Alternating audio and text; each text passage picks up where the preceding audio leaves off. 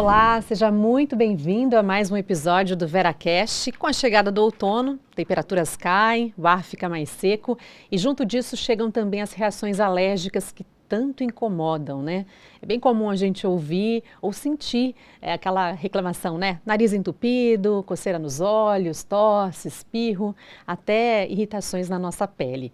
Então hoje a gente vai entender aqui por que o frio pode desencadear ou até piorar alergias e o que é possível fazer para atravessar essa estação com mais conforto, mais saúde também. Para essa conversa, eu recebo hoje o Dr. João Carlos de Jesus, que é pneumologista. Bem-vindo ao VeraCast, doutor. Muito obrigado, é muito bom estar aqui com vocês. A gente é que agradece a participação. Também comigo, o dermatologista Fernando Souza Lopes. Como vai? Bem, obrigado pelo convite.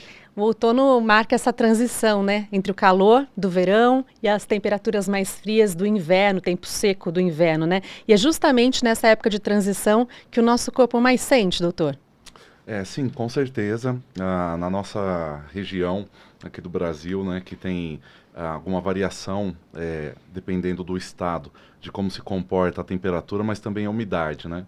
Então, mais aqui para o sudeste, a gente experimenta momentos mais secos, no nordeste, um pouco mais de umidade, né? Mas a gente sabe que no mundo, momentos em que ocorre essa variação de temperatura, doenças respiratórias aparecem mais e há um risco maior de complicações graves, há um aumento de mortalidade, né? Coisas que por vezes não são chamadas a atenção. A gente tende a pensar mais na rinite, na bronquite, mas o que isso representa?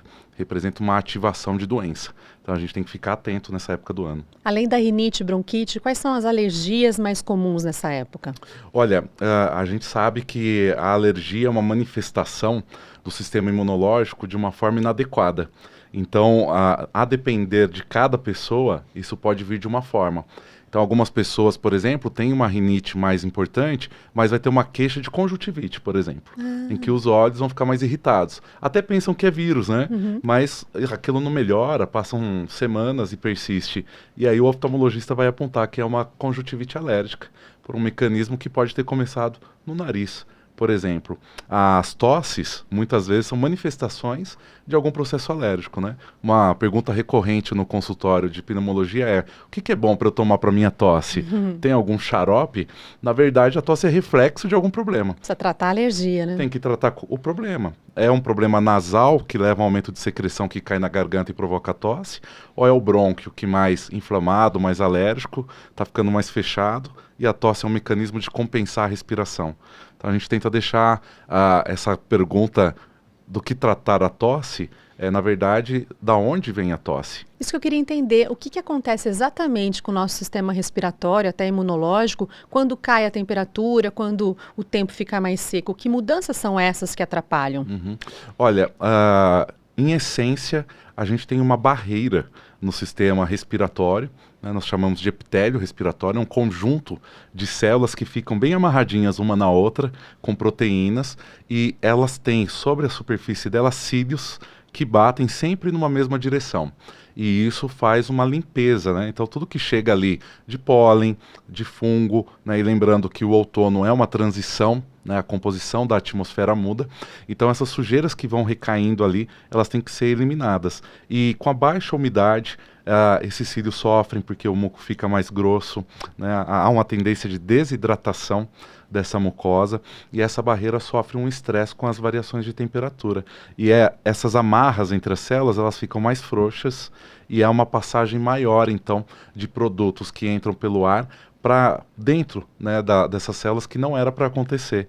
E isso gera uma resposta que pode ser anômala, disfuncional. Então, o que se deve acontecer no sistema imunológico? Ele deve reconhecer o que é problema e ignorar o que não é problema. Mas, por vezes, pessoas que tendem a ser mais alérgicas vão ter uma má interpretação. Então, um exemplo, chega um ácaro ou um pólen que não faz nada, né, não tem nenhuma agressão, mas ao passar por essa barreira, as células que entram em contato interpretam que sim, que é um problema. E aí passa a ocorrer uma resposta de defesa que não era para existir, que a gente chama de alergia, né? Mas é uma resposta inflamatória. Então ali vai juntar água, células que não eram para estar ali, né? E o muco fica alterado, e aí isso abre portas, inclusive, para agentes infecciosos, que aí sim vão causar problemas. E com a pele é a mesma coisa, doutora? A mudança de estação interfere bastante, né? A gente tem, como no sistema respiratório a gente tem uma barreira, na pele a gente também tem uma barreira cutânea.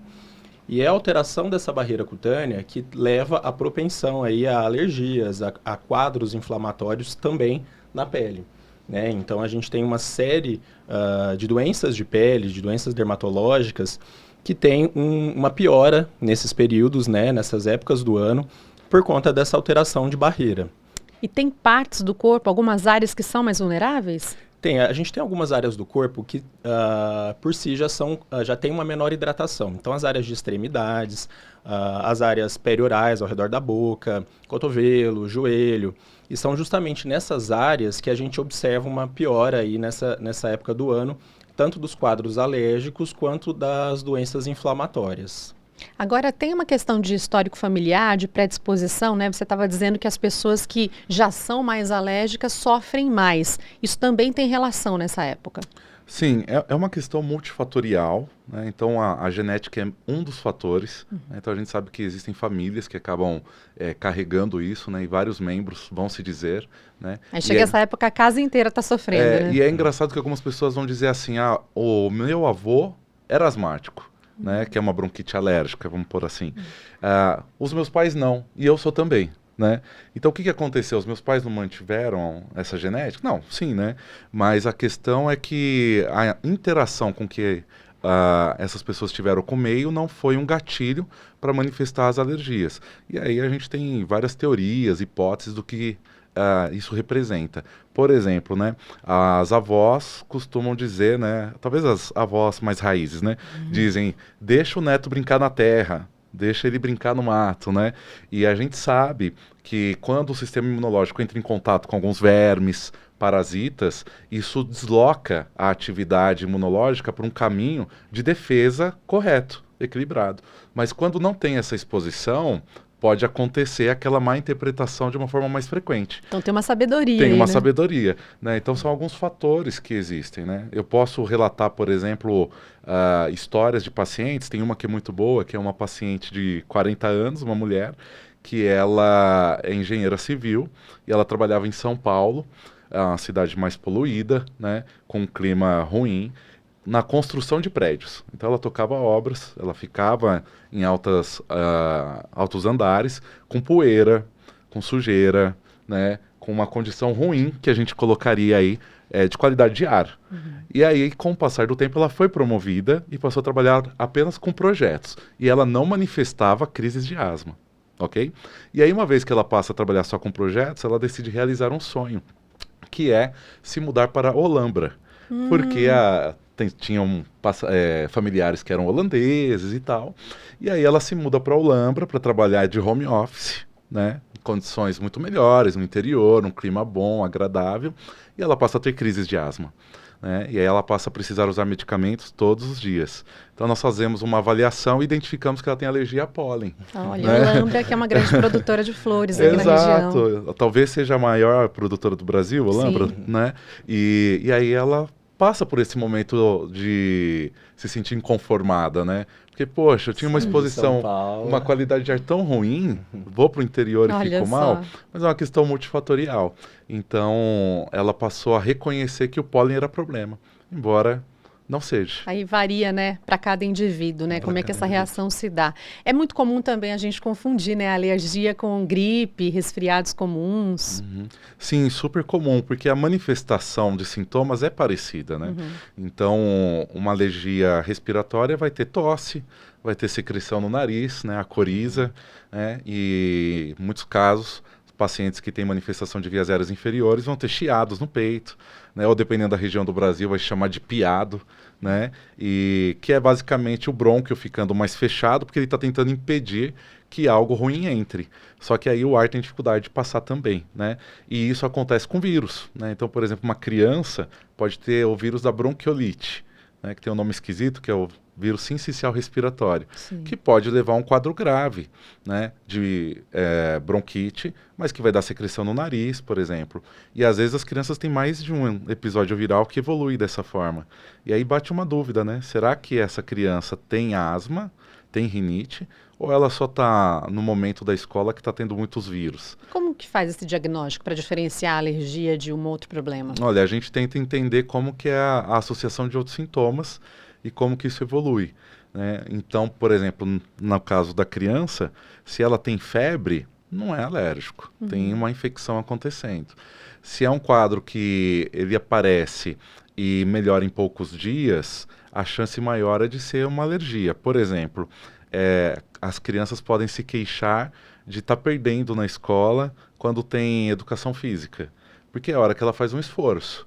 Então ela vai jogar bola e ela perde, ela vai brincar de pega-pega e ela perde. E ela pode começar a trazer essa queixa. As crianças que gostam de jogar futebol, às vezes começam a querer jogar só no gol, ou só na defesa, né? Então faz parte da avaliação médica, essa entrevista, a gente tentar entender como que é o comportamento desses sintomas. São detalhes lá da rotina, né? E tem exames também específicos? Sim, temos exames, sim.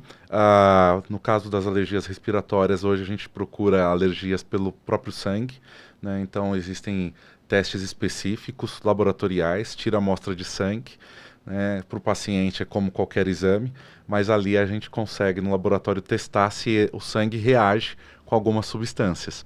E também dá para fazer testes cutâneos, né? Que a gente usa o prick test, né? Que são agulhadas na pele com algumas substâncias para saber se tem reação alérgica ou não. Aí avalia essa resposta. Sim, aí nesse caso do teste, usa-se uma substância que é alérgica e testa o ácaro, testa o pelo do cachorro, do gato, de fungos, de poeira, e assim eu comparo. No caso do dermatologista, como identificar, né, que é uma alergia de pele ou que pode ser um outro problema mais grave, por exemplo? Como é que se faz isso no consultório? Olha, às vezes na parte dermatológica não é tão simples assim. A gente precisa acompanhar o paciente. Claro, a gente tem em mãos o prick test, né, que o João comentou. Mas às vezes é muito difícil a gente reconhecer o alérgeno, porque às vezes o próprio paciente não consegue transmitir para a gente o que poderia estar causando dentro da casa dele. Então, como a gente tem uma possibilidade grande de alérgenos, principalmente nessa época do ano, que a casa fica mais fechada, acaba usando roupas que estão mais guardadas, então a gente tem aí ácaros, a poeira mesmo do ambiente fechado, do ar-condicionado que às vezes não faz a limpeza de forma recorrente, então fica mais difícil a gente reconhecer ali um alérgeno, e aí para a gente entender que isso pode ser um processo alérgico ou um quadro mesmo de uma doença cutânea, às vezes num primeiro momento é mais difícil. Claro que às vezes a gente vai pela característica da lesão, então as lesões elas têm algumas peculiaridades que a gente leva em consideração, né, para dar um diagnóstico. Então, por exemplo, uma coisa que acontece muito nessa época do ano é a urticária ao frio, né? A urticária ao frio é uma condição dermatológica que está relacionada à mudança de temperatura em contato com a pele. Pode ser tanto aí do ar, né? Mas pode ser também de água ou outros materiais em contato com a pele. O que acontece? É coceira? O paciente sente uma coceira na pele e, além disso, ele desenvolve algumas placas, algumas lesões urticadas, umas lesões inchadas mesmo, avermelhadas. E essas lesões, elas têm uma peculiaridade de terem uma duração breve. Então, em até 24 horas, aproximadamente, essa lesão tende a desaparecer sem deixar nenhuma cicatriz no lugar. Isso traz para a gente a probabilidade de ser uma urticária. Então, o paciente contando para a gente esse tipo de sintoma, esse tipo de manifestação, a gente pode entender isso como uma provável urticária. Mas, claro que a gente vai precisar, às vezes, de um tempo maior, de um acompanhamento maior para entender o tipo de manifestação que esse paciente está apresentando. E as pessoas que já têm também uma predisposição a alergias na pele, ou que já têm doenças, né, alguns históricos, né, de doenças na pele, isso também piora nessa época do ano? Piora. A gente tem algumas condições, como por exemplo a psoríase, que é uma doença de pele crônica, inflamatória, que nessa época do ano tem uma grande piora, principalmente por conta dessa mudança da barreira cutânea, né, e esse quadro de mudança imunológica, dessa resposta imunológica da pele mesmo, e além disso por conta da mudança comportamental mesmo, né, essa época do ano os pacientes tendem a todo mundo, né, tende a tomar banhos mais quentes, às vezes mais demorados, o uso de buchas no banho, né, sabões ali que tiram a hidratação, que diminuem a barreira da pele. Então, tudo isso vai funcionar como um gatilho para uma piora dessas doenças já pré-existentes, que já, o paciente já apresenta elas em outros períodos, verão, né, outras épocas do ano, mas que nessa época do ano de tempos mais de clima mais frio vão se manifestar mais. Tem grupos que sofrem mais com as alergias, doutor? Faixas etárias, por exemplo? Olha, de uma maneira geral, as crianças têm um sistema imunológico que está amadurecendo. Então, essa falha no reconhecimento do que é problema e do que não é, tende a acontecer mais com elas, e aí com o crescimento isso espera-se que tenha uma melhora, né? Então, crianças até 5, 6 anos, a gente vê uma incidência grande, né, de alergias, aí depois elas tendem a melhorar. Na adolescência, a maioria tem uma boa resolutividade das alergias respiratórias, né? É esperado esse momento que a gente chama de remissão. E depois, na vida adulta, ela pode voltar a qualquer momento. Tá? Então, a exposição recorrente é o principal fator a algo alergênico, né? Então, algumas pessoas passam a ter alergia, às vezes, a algum produto que elas já utilizavam e não reconheciam como um problema, mas passam a ter. Que pode ser, por exemplo, um produto de limpeza, um amaciante de roupa, um perfume, né? E a alergia tem muito disso, né? Ela não é uma característica de toxicidade. São coisas que são agradáveis, né? Eu costumo dar o exemplo do perfume, que quando você vai presentear alguém, o que você pensa? Eu vou escolher um perfume que é agradável, que tem a ver com a personalidade da pessoa. Ou seja, tudo que está ali dentro daquele frasco é muito bom. Foi selecionado, foi pensado, foi planejado. E aí a pessoa que recebe o presente aplica e fala, nossa, que cheiro gostoso, e atim. E né? Então, isso traduz o quê? Poxa, você me deu um veneno? O que você me deu aqui, né? Na verdade, não. É algo muito bom. Sim. Mas que para aquela pessoa não vai ser nada positivo. E o melhor é que ela evite ter contato com esse gatilho. A intenção foi das melhores, né? Mas não deu muito certo. Com relação às crianças, ele estava falando, né, das alergias para as crianças. Com relação à pele também é assim? Também. Nas crianças a gente tem esse sistema imunológico mais imaturo, né? Então, muitas coisas que para nós adultos, em contato com a pele, não vão gerar um processo, uma resposta inflamatória, uma resposta imunológica mais intensa, para as crianças vão. Então, esses alérgenos em contato com a pele, principalmente a pele da criança que acaba ficando menos hidratada, que tem uma perda dessa barreira, com mais perda de água para o ambiente nesses tempos mais secos, esses alérgenos em contato com a pele vão desenvolver mais resposta e aí vão desenvolver mais alergias e doenças inflamatórias também para a pele. Com relação aos sintomas, quando a gente deve saber que é a hora de procurar um atendimento médico? Quando pode se agravar? Olha, quando é um sintoma muito pontual, né, as pessoas podem considerar tomar medidas ali momentâneas que vão trazer um alívio. Por exemplo, percebi que, o exemplo que eu disse do perfume causar uma alergia, eu evito utilizar e toco minha vida normalmente. Mas se é algo que é recorrente e não tem um gatilho claro, é melhor que seja tratado porque vai evoluir. No caso que me traz maior preocupação é a asma. Tá? Que pode ser chamada de uma bronquite alérgica. As pessoas gostam de falar assim, né? Não tem problema nenhum falar asma, mas acabou ficando para algumas pessoas um estigma usar essa palavra e muitas vezes preferem falar bronquite, né? A asma ela pode dar sintomas que você não identifique gatilho. Por exemplo, chego no final do dia e sinto mais chiado no peito, ou mais tosse, e por vezes é subestimado isso. Pode vir uma crise mais grave. Pode vir uma crise mais grave sem um anúncio, né? Então, sintomas persistentes devem ser avaliados, né? Espirro sem motivo, né? Claro, fui experimentar um tempero novo, né? Deixa eu sentir essa canela aqui. E espirrei, pô, tudo bem, né? Tá dentro do esperado. Agora, se estou espirrando sem motivo, né, se está atrapalhando a minha rotina, né, vou trabalhar no computador, abaixo a cabeça para olhar para o teclado e goteja meu nariz. Isso não é normal. Né? Ou vou fazer uma leitura, crianças na escola, às vezes têm dificuldade, ficam tentando equilibrar a coriza para conseguir escrever ou desenhar. Né? Então, isso é um problema, tem que ser tratado, porque pode evoluir. No caso do outono e do inverno, por uma rinocinusite infecciosa, por exemplo, né? Isso abre portas e aí tem que tomar antibiótico, aí toma antibiótico, atrapalha o intestino e vai virando uma bola de neve. E no caso da asma, Às vezes o sintoma não tem nada a ver com a sua rotina do dia, mas ele vai manifestar em alguns outros horários ou em alguma atividade, né? Vai fazer uma caminhada, vai fazer uma esteira, percebe que o fôlego está mais curto, né? Subestima essa queixa, até que vem uma crise e leva para o hospital e às vezes até uma fatalidade. Vamos para algumas dicas agora para a gente tentar evitar todo esse desconforto, né? Com relação à nossa casa, ao nosso ambiente, que medidas a gente pode adotar para evitar esses gatilhos alérgicos? É muito importante que as roupas de cama sejam trocadas com frequência, né? Claro que a gente tem a tendência de fechar janelas para não sentir o frio e tudo mais, mas é importante que a casa esteja ventilada, né? Para ter essa troca ali do ar, para não ficar com um acúmulo de poeira, dos ácaros, né? Então é muito importante a manutenção de uma casa limpa, de ambientes limpos. Os banhos, né? Como eu comentei, essa tendência dos banhos mais quentes, isso é muito importante a gente controlar.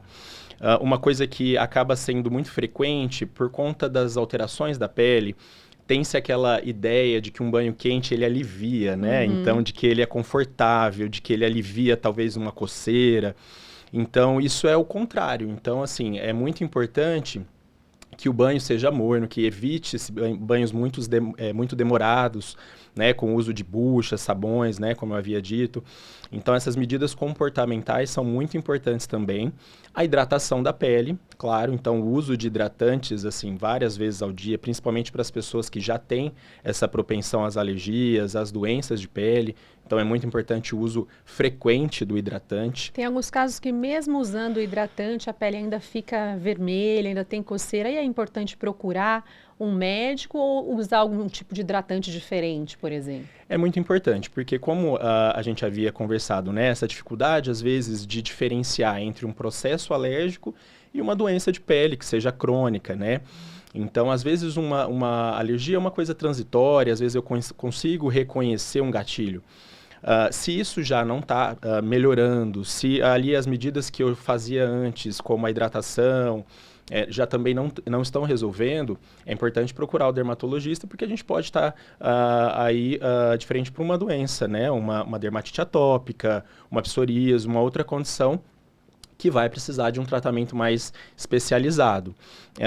Uma coisa muito importante que eu comentei do hidratante, né? Muitos pacientes perguntam para mim, qual que é o melhor hidratante? O melhor hidratante é aquele que você vai usar mais, né? Então, eu tenho muitos pacientes que, às vezes, investem em hidratantes que têm um valor alto, né? Que têm promessas aí de uma melhora muito mais importante na pele, mas que tem um valor alto e, por conta disso, a pessoa acaba, às vezes, tentando economizar e usa menos o hidratante. Não adianta passar né? uma vez por semana. Aí não adianta, né? Esse é um hidratante que, por mais que ele tenha aí uma grande promessa, ele não vai desempenhar o papel dele porque está sendo um pouco usado. Então, o importante é aquele hidratante que vai ser usado várias vezes durante o dia.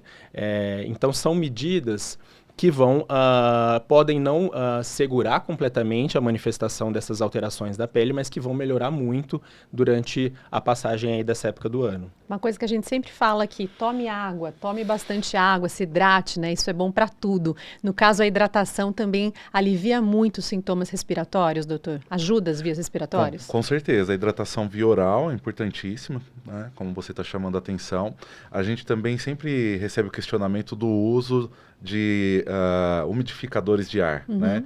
Que também são interessantes. A questão, parecida com a ideia do hidratante, é que às vezes eu utilizo um umidificador que é todo tecnológico e eu coloco ele lá no canto da sala, do quarto, né? Achando que ele vai umidificar todo o ambiente. E eles não têm essa capacidade, né? Então, esses dispositivos, habitualmente, eles conseguem manter uma melhora da qualidade do ar até 1,5 metro de distância. Então, o uso do umidificador ele tem que ser avaliado nesse contexto. Também é importante destacar que, mesmo sendo uma época mais fria, a gente tem momentos de alta temperatura, né? É engraçado, né? Que a nossa rotina do Brasil, oscila, Campinas, né? Oscila. E aí as pessoas usam ar-condicionado. É normal, né? E o ar-condicionado resseca ainda mais o ar. Né? Então, ano passado, nós tivemos um dia com uma umidade relativa do ar de 7%. Nossa. Né?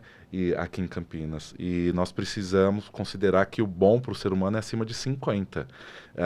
Costumo dizer que na TV os telejornais avisam, né? Atenção, a umidade do ar está muito baixa, quando está menor que 30%. Né? E aqui nós estivemos com 7. Então é importante a hidratação via oral em primeiro lugar, considerar o horário que vai fazer exercício, né, para que você não se exponha à umidade do ar mais baixa. Então, geralmente, a umidade do ar fica baixa nessa época do ano por volta do meio-dia até as 4, 5 da tarde. Né? Então, considerar fazer mais no final do dia ou no início, que seria melhor para você se proteger.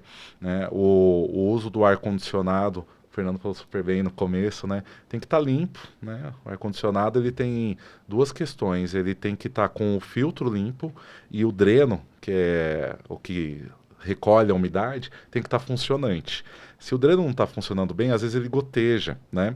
E essa umidade fica na máquina e prolifera fungos. E aí, quando você liga, você respira esse ar de pior qualidade. E é interessante que às vezes a gente toma esses cuidados em casa, mas esquece do ambiente de trabalho. E a gente passa muitas horas ali e está também sendo prejudicado por aquele sistema que a gente não está cuidando, né? Sim. Às vezes a gente está até mais no trabalho do que... muitos dias a gente às vezes acaba ficando mais no trabalho do que em casa, né? Sim. E aí é isso, a gente acaba se prejudicando aí por uma manutenção e uma qualidade do ambiente do trabalho. Então é muito importante a gente ficar atento a isso também aos outros ambientes que a gente frequenta, né? As crianças, por exemplo, nas escolas, né? Como é que é o ambiente da escola, tanto para as questões aí cutâneas quanto respiratórias. E uma coisa que o João comentou, que eu acho interessante, assim, a questão do umidificador. A gente sabe que às vezes o paciente fala, não tenho umidificador, ou não tenho condição de ter, né?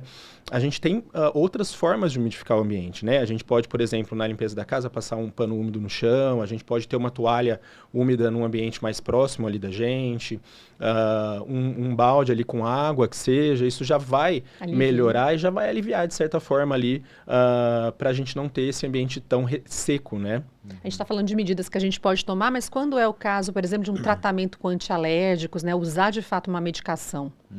Olha, eu diria assim, se você está diante de uma alergia imediata, que está evoluindo com uma piora, você tomar um antialérgico que você já conheça, que já tenha sido orientado, está tudo bem. Mas você deve procurar avaliação para fazer o cuidado adequado. Então, muitos medicamentos acabam mascarando sintomas de doenças que são mais significativas, né? Então, a rinite alérgica com um antialérgico pontualmente ajuda bastante, mas existem sprays nasais que são adequados, existem sprays nasais que não são adequados, que podem trazer malefício, né?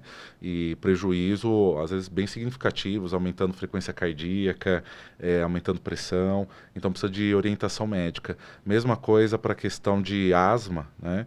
Então, muitos pacientes aprendem a usar alguns broncodilatadores, né? E usam, ou sabem que se forem na farmácia, tomam uma injeção que melhora, mas que trazem muitos efeitos adversos. Então, requer uma avaliação especializada para ter uma orientação adequada e cuidar para que isso não se torne algo grave. No geral, evitar, né, essa questão da automedicação. A gente vai para aquela parte agora do nosso episódio que a gente fala um pouco sobre os mitos e verdades, porque tem muita informação circulando e nem sempre elas são verdadeiras, né? Por exemplo, alergia tem cura. Tem gente que fala isso. É um fato ou não? Não, a gente diz que a alergia, de uma maneira geral, ela vai ter controle.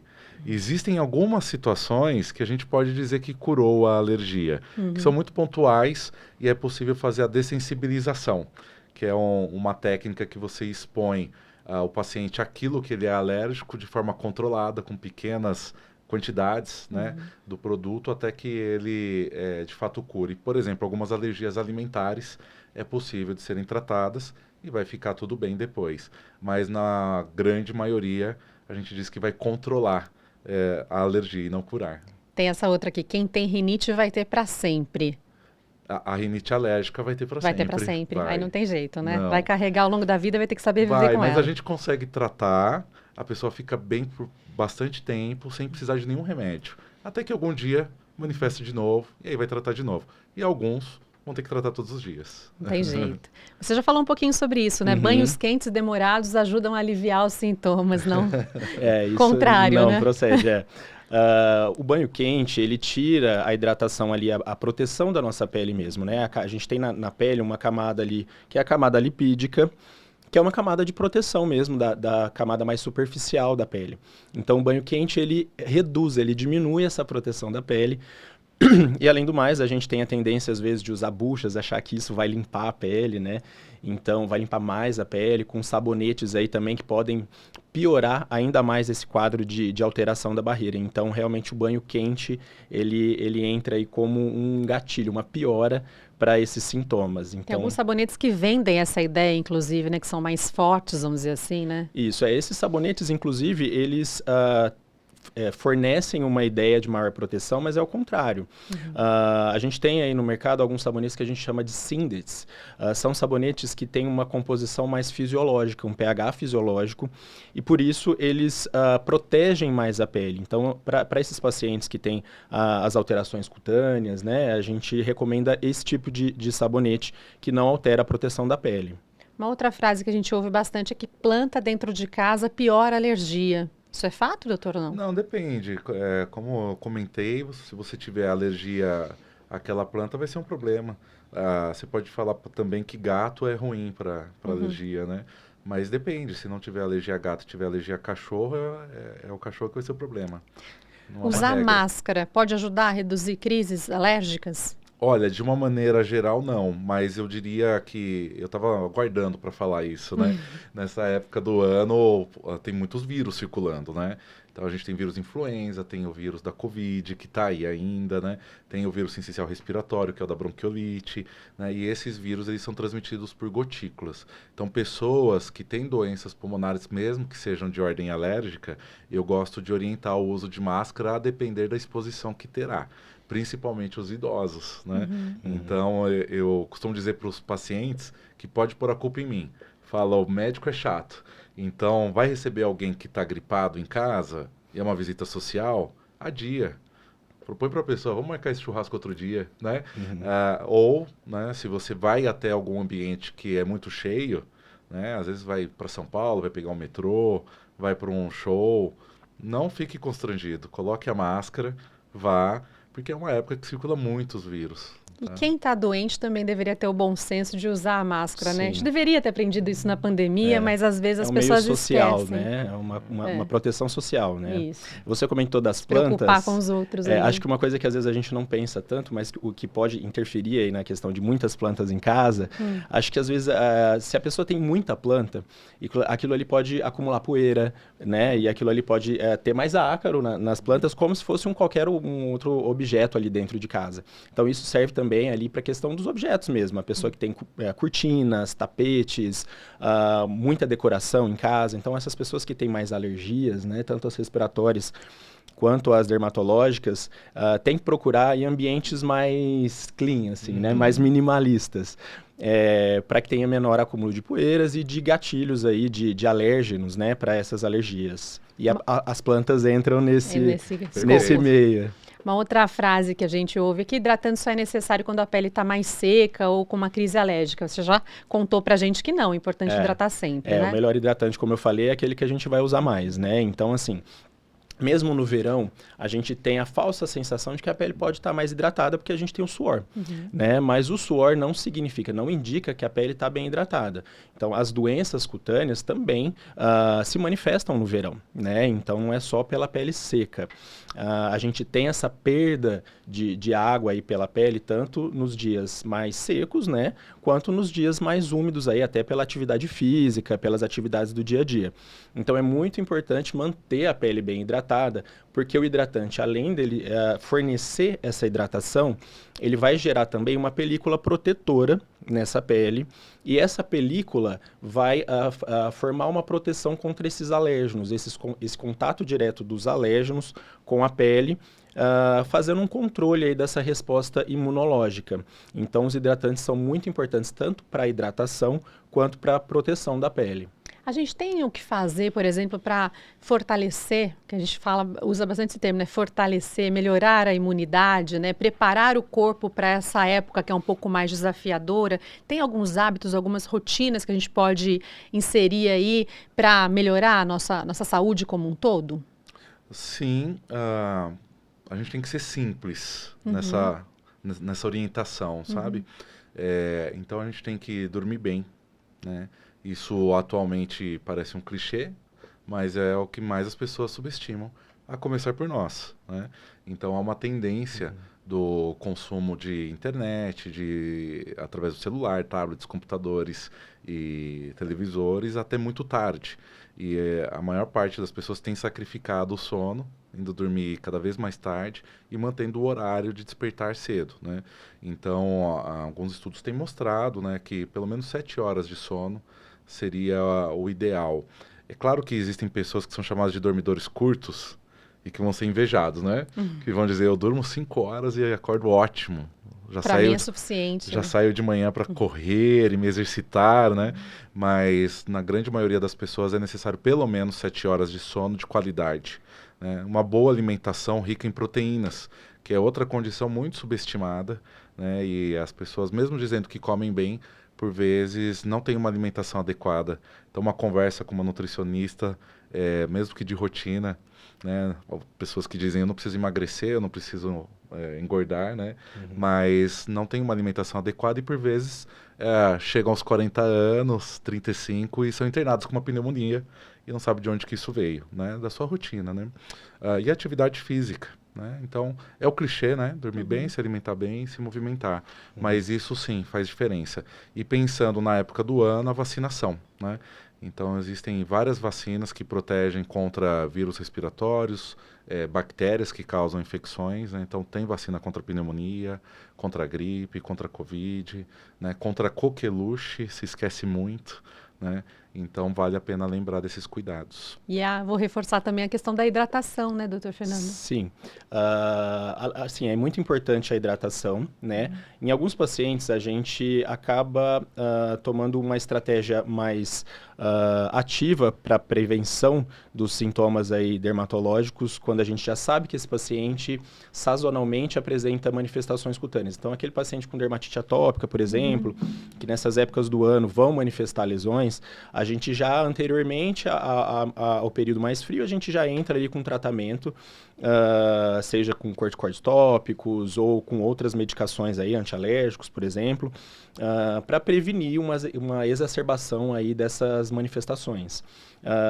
Mas de qualquer forma, de uma forma mais preventiva, mas de qualquer forma, nessa época do ano, a hidratação é o carro-chefe, assim, é o mais importante. E isso impacta muito na saúde da pele também, uma boa alimentação, uma hidratação reforçada, né? Com certeza.